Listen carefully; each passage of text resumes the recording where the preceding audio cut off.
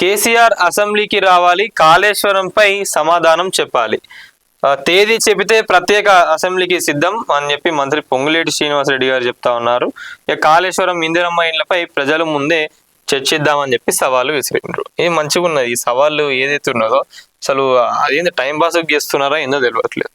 రారని తెలుసు కేసీఆర్ గారు అసెంబ్లీకి రారని తెలుసు. అంటే ఈ ఒక్క ఇష్యూలోనే కాదు, ఇంకా చాలా ఇష్యూస్లో కూడా అటు కాంగ్రెస్ నుంచి ఒక మాట అన్నాడు, ఇటు బీఆర్ఎస్ వాళ్ళందరూ పోయి సరే ఓకే మీరు చెప్పిన కదా సవాళ్ళకి మేము రెడీ అయినాం అని చెప్పి వీళ్ళు పోయి ఆడుంటే ఆడ వీళ్ళని బ్లాక్ చేసేస్తారు, లేదంటే రానివ్వరు. ఎందుకు అనాలి? ఎందుకు ఈ టైం పాస్ వేషాలు చేస్తూ ఉన్నారు రాజకీయ నాయకులందరూ? నేను ఇక్కడ ఒక ప్రజాప్రభుత్వానికి సంబంధించి వాళ్ళ గురించి చెప్తలేను. రాజకీయ నాయకులందరూ కూడా సవాళ్ళు విసురుతా ఉన్నారు, రండి అంటారు, కొట్టుకుంటారు, జనాలందరినీ కూడా ఇబ్బందులకు గురి చేస్తూ ఉన్నారు. ఇప్పుడు కాళేశ్వరం గురించి కనుక మనం చూసుకున్నట్లయితే ఆల్మోస్ట్ 3 years కానొస్తా ఉన్నది. పిల్లర్లకు అక్కడ ఇబ్బంది అయి 3 years కానొస్తా ఉన్నది. ఇప్పుడు ఈ రోజు మనం చూసుకున్నట్లయితే తెలంగాణలో గ్రౌండ్ వాటర్ లేదు, ఏడా కూడా నీళ్ళకి ఇబ్బందులు పడతా ఉన్నారు, రైతులు కానివ్వండి, జనాలందరూ కూడా కానివ్వండి. అయినా కూడా టైం పాస్ వేసాలు చేస్తూ ఉన్నది ప్రజాప్రభుత్వం. ఎందుకు? ఈగోకి తీసుకుంటారు వీళ్ళు. ఇప్పుడు దాన్ని రిపేర్ చేసేసి ఆ పర్రెలన్నింటినీ కూడా సెట్ చేసేస్తే నీళ్ళు వస్తాయి. నీళ్ళు వస్తే ఏమవుతుంది? పంటలు పండితే ఏమవుతుంది? యూరియా కావాల్సి వస్తుంది. ఇవన్నీ కూడా మంచిగా కరెక్ట్గా అయినాక ఏమవుతుంది? రైతు భరోసా, రైతు బీమా అని పెట్టుకునే ఉన్నాయి కదా, అవన్నీ కూడా ఇవ్వాల్సి వస్తుంది. అంటే ఇది ఒక్కటి సెట్ చేసేస్తే అగో కోట్లకు బొక్క పడుతుంది అని చెప్పి ఆలోచిస్తా ఉన్నట్టు ప్రజాప్రభుత్వం.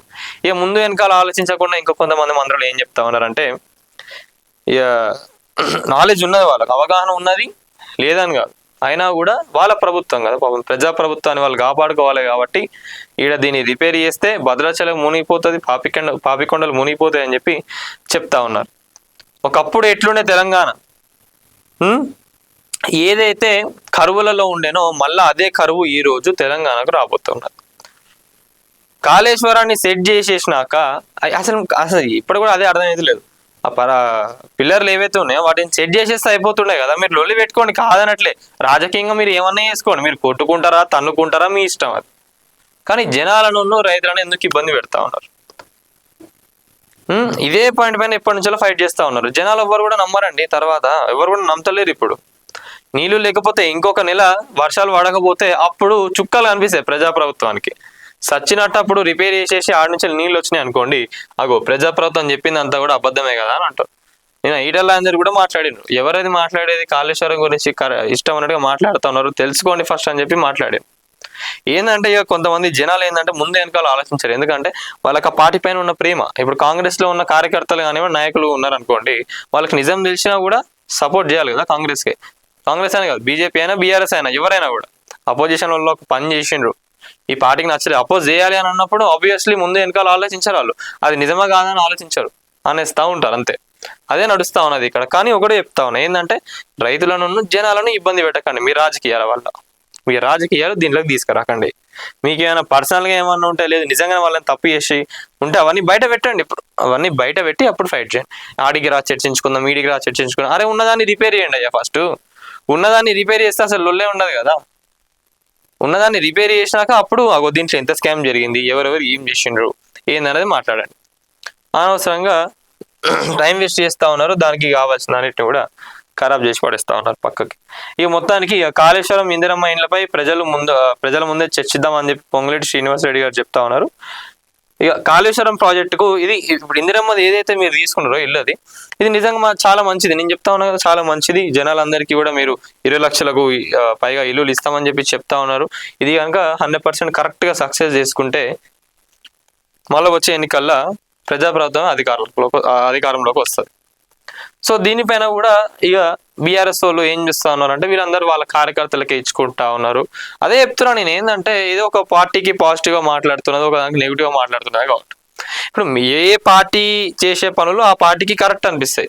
అపోజిషన్ కాబట్టి ఆబ్వియస్లీగా ఆపోజిట్ కాబట్టి ఆబ్వియస్లీ ఎవరికి కూడా నచ్చదు. ఆపోజిట్లో ఉన్న వాళ్ళకి ఎవరికి కూడా నచ్చదు. ఇప్పుడు కాళేశ్వరం విషయంలో అయినా అదే, ఇప్పుడు మీరు ఇచ్చే ఇందిరమ్మ ఇండ్లలో కూడా మస్తు అపోజ్ చేయొచ్చు. బీఆర్ఎస్ వాళ్ళు చేస్తూ ఉన్నారు ఆల్రెడీ కూడా. అంటే మీకు మంచిగా అనిపిస్తుంది, బీఆర్ఎస్ వాళ్ళకి కాళేశ్వరం మంచిగా అనిపిస్తుంది, కాంగ్రెస్ వాళ్ళకు ఇందిరమ్మ ఇల్లు మంచిగా అనిపిస్తుంది, వాళ్ళకి అనిపిస్తుంది, వీళ్ళకి అనిపించదు. అంటే అపోజిషన్ అన్నప్పుడు అట్లుంటాయి.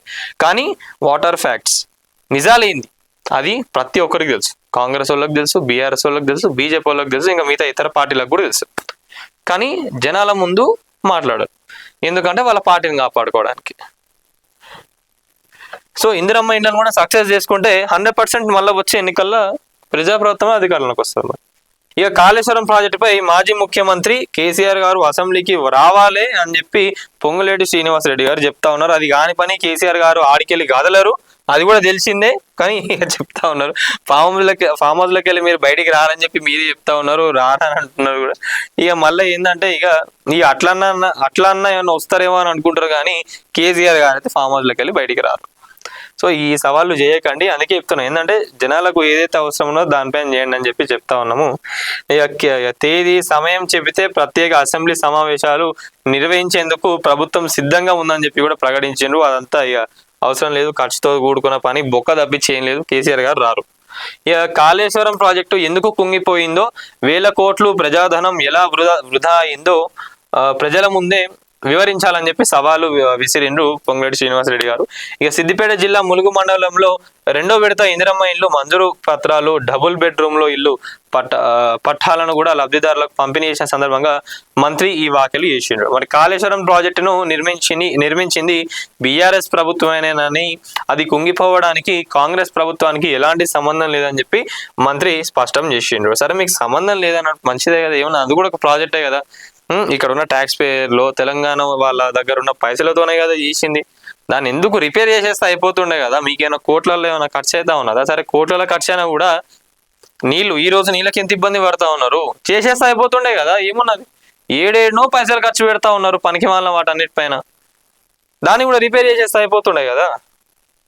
మరి ప్రజల పన్నుల డబ్బుతో నిర్మించిన ప్రాజెక్టు నాణ్యతపై సమాధానం చెప్పాల్సిన బాధ్యత బీఆర్ఎస్ నాయకత్వానిది అని చెప్పి చెప్తా ఉన్నారు.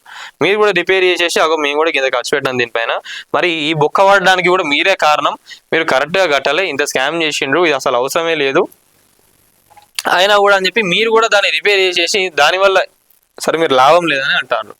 ఎంతో కొంత లాభమే జనాలకు వచ్చిందని అనుకుందాం, మీకే కదా మంచి పేరు వచ్చేది, ప్రజాప్రభుత్వానికే కదా.